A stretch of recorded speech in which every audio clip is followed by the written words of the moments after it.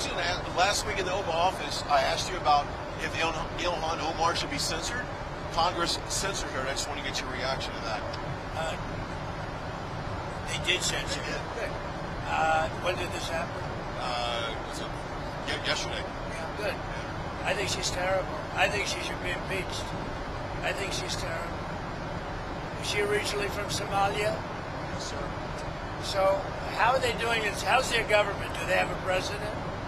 Do they have a council? Do they have anything? Do they have police?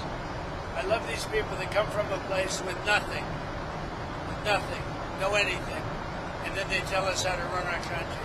No, I think if she got censored, that's great. If she got impeached, that's even better. They impeached me twice for nothing. And they impeached me knowing the Republicans are on my side, so they knew it was just, but they impeached me twice. She should be impeached, and it should happen fast. What she says is out of line.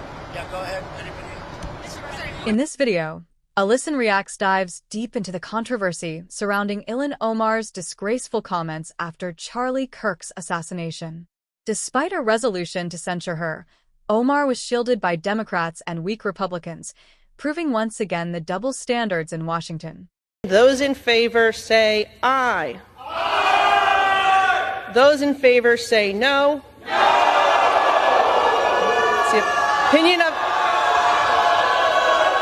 It's the opinion of the chair that the ayes have it and the resolution is agreed to, and without objection, the motion to reconsider is laid on the table.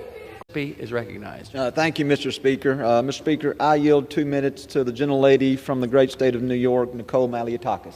The gentlewoman from New York is recognized for 2 minutes.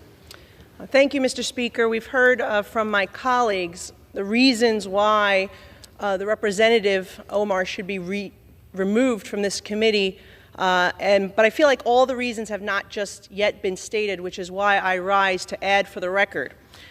We've heard about the comments that were made regarding anti-Semitism and anti-Israeli views, but I rise to add to the record that as a member of the Foreign Affairs Committee, I've sat there and heard the representative actually spew anti-American rhetoric as well.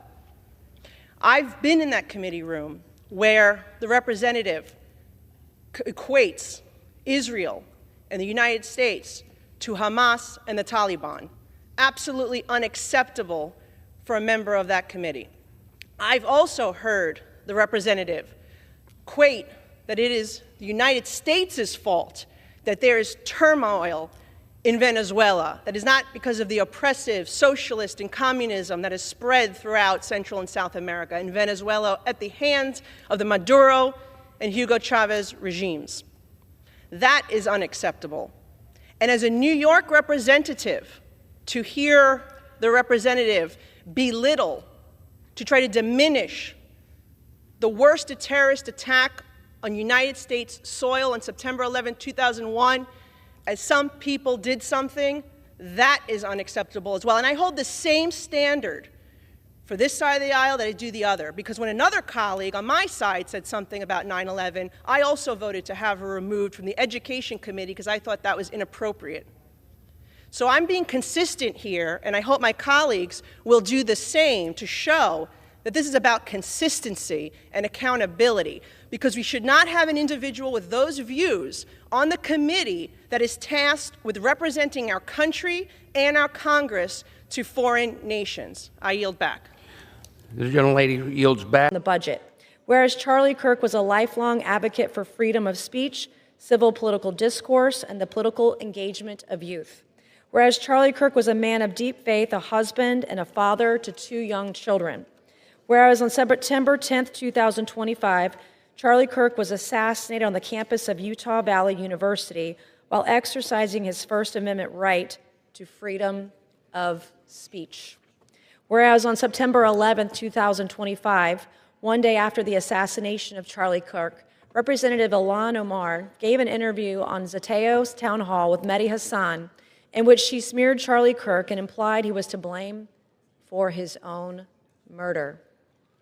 Whereas on September 12, 2025, 2 days after the assassination of Charlie Kirk, Representative Ilhan Omar reposted a video on X, formerly known as Twitter, which disparaged the character of Charlie Kirk and those mourning his death.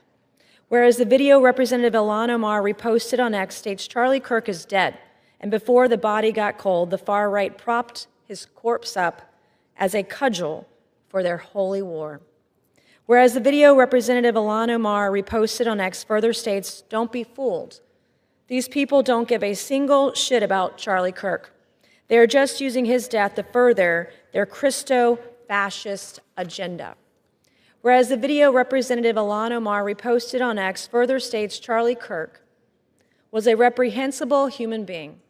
He enacted his political agenda by preying on weak-minded people. He took complex socioeconomic issues and simplified them by pointing fingers at outgroups, demonizing those groups, and sicking his massive following on them. Whereas the video Representative Ilhan Omar reposted on X further states Charlie Kirk was a stochastic terrorist, an adamant transphobe. He denied the genocide happening in Palestine. He believed the subjugation of women, and in his last dying words, he was spewing racist dog whistles.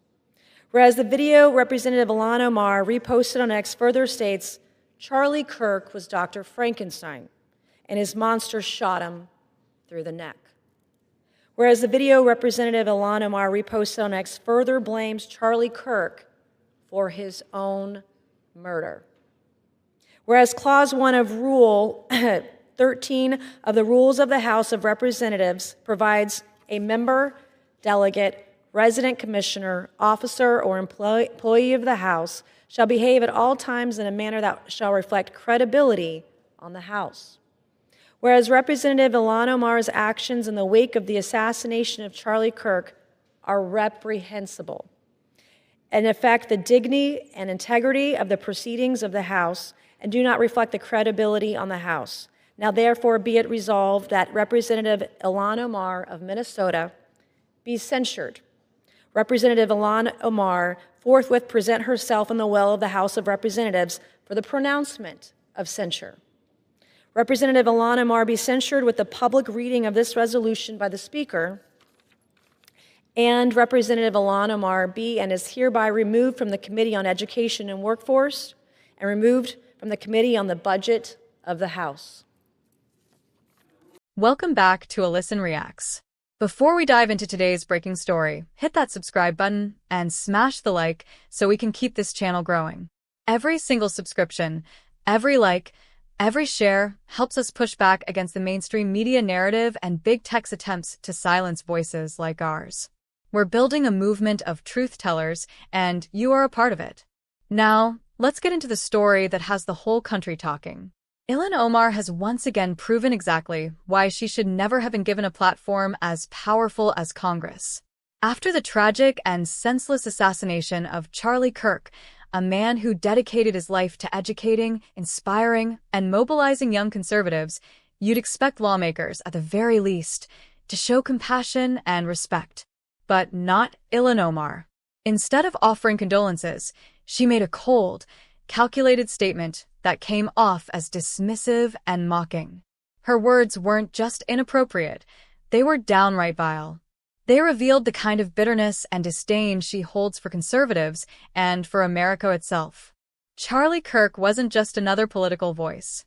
He was a patriot who helped create a movement that brought thousands of young people into the fight for freedom, faith, family, and the Constitution.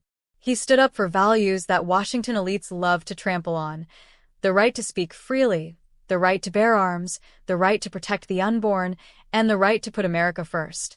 His assassination was a tragedy, not just for his family and supporters, but for this country.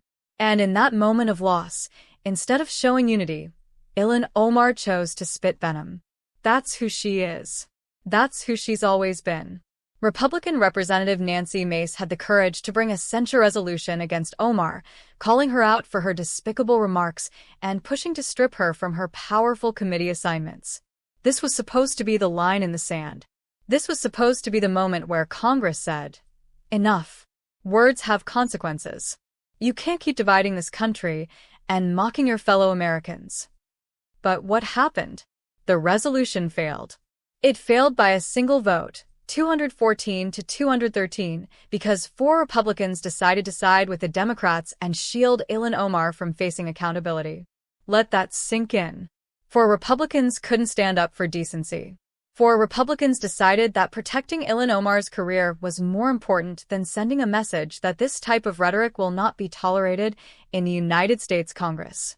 And now, Omar gets to walk away with no consequences, emboldened, empowered, and no doubt ready to keep running her mouth against everything this country stands for. If the roles were reversed, if a conservative had said anything remotely close about a left-wing figure, the mainstream media would have crucified them. CNN, MSNBC, The Washington Post, you name it, they'd all be screaming for resignations. Democrats would have been unified, not one of them daring to break ranks, and that member of Congress would have been censured in a heartbeat. That's the double standard. That's the reality. Conservatives are punished for speaking truth, while liberals are rewarded for spewing hate. Now, some in Congress are pretending they'll refer this to the House Ethics Committee. Give me a break. That's a stall tactic. That's Washington doing what Washington does best, kicking the can down the road, hoping people will forget. But Americans don't forget. Conservatives don't forget. We see what's going on, and we're tired of the lies, the weakness, and the hypocrisy. This entire situation exposes 2 massive problems in Washington. Number 1, the radical left has no shame. They will protect their own no matter what. No matter how outrageous, no matter how divisive, no matter how dangerous, they circle the wagons. And number 2, too many Republicans are spineless. They talk tough when cameras are on, but when it comes time to actually take a stand, too many fold under pressure. They cave in the name of bipartisanship. But bipartisanship doesn't mean selling out your values. It doesn't mean allowing hatred and mockery to go unchecked. It means standing firm on principle, even when it's hard. Charlie Kirk's assassination should have united this country. It should have been a moment where we put aside differences and showed basic human compassion. Instead, it's been turned into yet another example of the left's hatred